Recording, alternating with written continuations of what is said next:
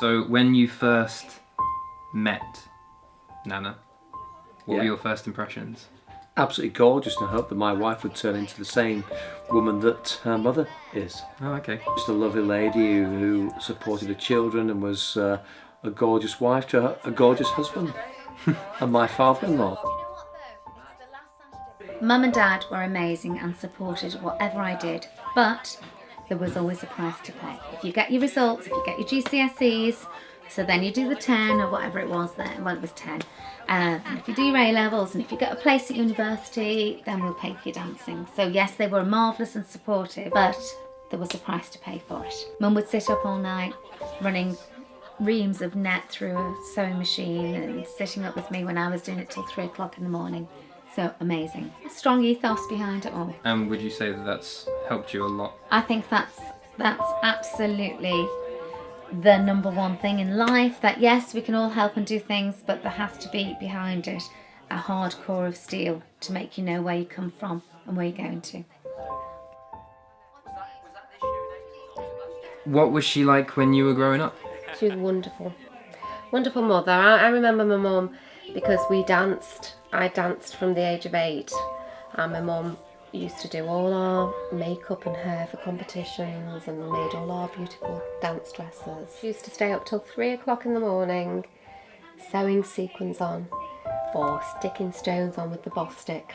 I wanted to do the same with my boys, you know, just involve them in as many things as we could, and things that they might like. They might have gone to something and stuck at it for a couple of weeks.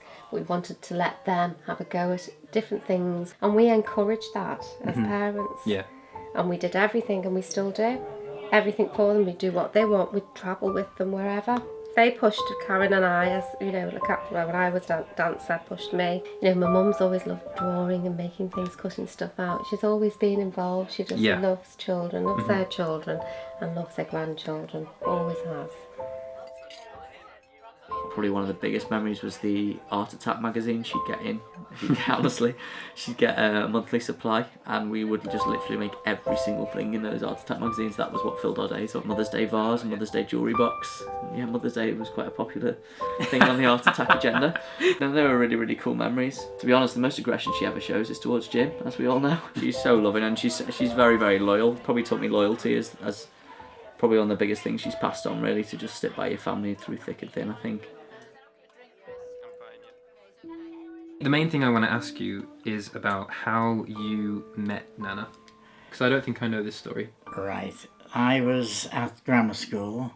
I would be about 15, and I lived in the next road to Nana. I saw her occasionally, and then slowly saw her more and more and asked to go out with me, and she said yes. The way she did it, we had a method of courtship there. We used to have a little brass button which crossed over in your collar. Okay. You remember? And then if an opposing party came to them and crossed them over, that meant she'd go out with you.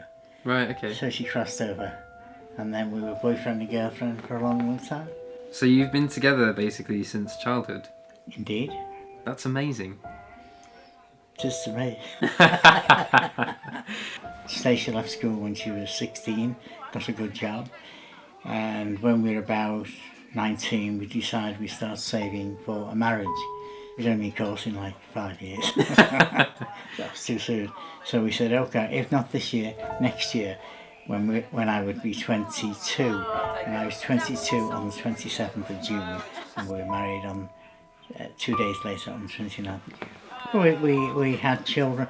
It was a conscious decision. By the time I was 26, we had 4 children. Okay.